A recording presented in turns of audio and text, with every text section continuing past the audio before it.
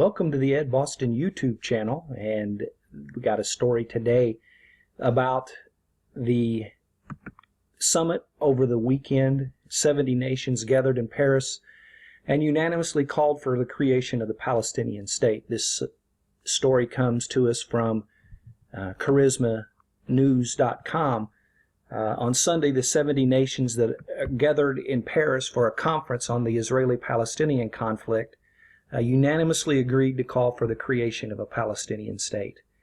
The joint declaration issued at the conclusion of the conference also endorsed UN Security Council Resolution 2334, which was adopted on December the 23rd, and the 6 principles U.S. Secretary of State John Kerry laid out in his 71-minute speech on December 28th.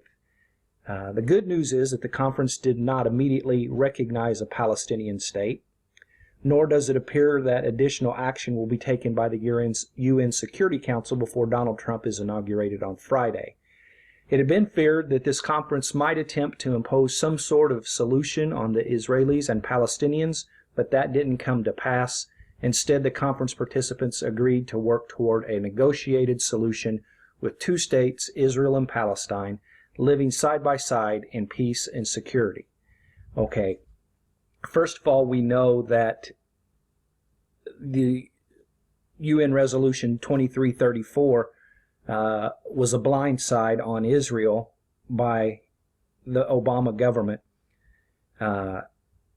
We know that the speech that John Kerry laid out was useless and senseless. You know how we feel here at edboston.com. And that would be that anything that goes against the nation of Israel and not showing support for our brothers and sisters in Israel is against the will of God.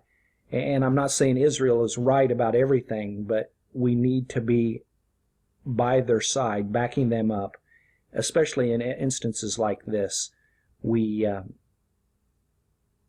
can only hope and pray that in the next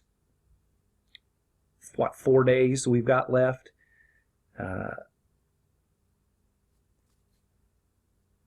that they will not do anything that will mess things up further than they've already tried.